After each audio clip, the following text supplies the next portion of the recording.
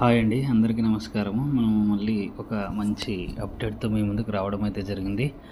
CBSE central board of secondary education, ఇది వచ్చేసి కేంద్ర ప్రభుత్వ ఆధారంలో నడపబడుతున్న స్కూల్స్. సిబిఎస్ఈ బోర్డు నుంచి మనకు ఒక మంచి అప్డేట్ అయితే రావడం జరిగింది. +2 పరీక్షల్లో అంటే ఇంటర్మీడియట్ సెకండ్ ఇయర్లో, అంటే ఫస్ట్ ఇయర్కి ఎలాగో ఎగ్జామ్ ఉండదు కాబట్టి ఒక బిగ్ అప్డేట్ అయితే ఇవ్వడం జరిగింది. వీళ్ళు +2 పరీక్షల్లో క్యాలిక్యులేటర్కు అనుమతించిన సిబిఎస్ఈ. +2 పరీక్షలకు హాజరయ్యే విద్యార్థులు ఇకపై పరీక్షా హాల్లోకి బేసిక్ క్యాలిక్యులేటర్తో హాజరు కావచ్చు అని చెప్పి వీళ్ళైతే తెలియజేస్తున్నారు. Central board of secondary education వాళ్ళు 2025-2026 ఈ విద్యా సంవత్సరం నుంచి ఇది అమల్లోకి వస్తుందన్నమాట.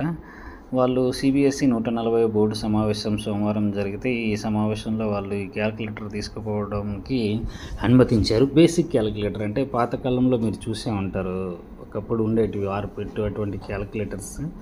బేసిక్ అంటే నార్మల్గా దీంట్లో కూడికలు, తీసివేతలు, భాగాహారాలకు సంబంధించి ప్రాథమిక క్యాలిక్యులేటర్ మాత్రమే అలో చేస్తారు. ఇప్పుడున్నటువంటి డిజిటల్ క్యాలిక్యులేటర్స్ని అయితే అలో చేయరు.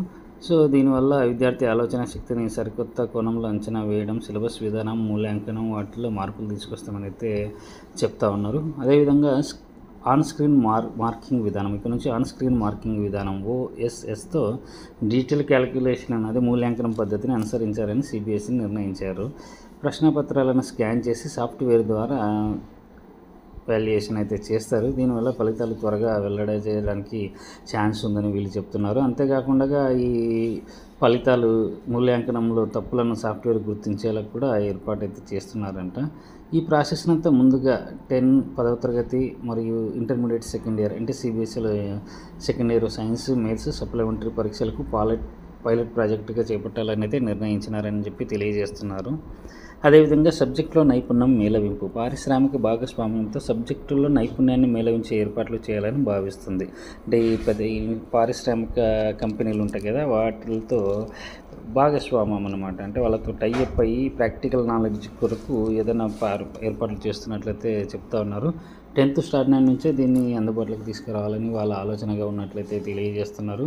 పాఠం పూర్తయిన రోజే సైన్స్, సోషల్ సబ్జెక్టులకు పరీక్షలు నిర్వహిస్తారని అయితే తెలియజేస్తున్నారు. వీళ్ళు లోతైన ప్రశ్నలతో కూడిన రీజనింగ్ అంశాలను విద్యార్థులకు అందిస్తారనమాట. ఈ మేరకు బోధన ప్రణాళికకు బోర్డు, సిబిఎస్ఈ బోర్డు అనేది అగ్రి తెలిపిందని చెప్పి వీళ్ళు తెలియజేస్తున్నారనమాట. సో ఇదైతే మనం ఒక మంచి బిగ్ అప్డేట్ అనేది తీసుకోవచ్చు. సిబిఎస్ఈలో కూడా కేంద్ర ప్రభుత్వం తీసుకున్న ఒక మంచి నిర్ణయం అయితే అని చెప్పొచ్చు.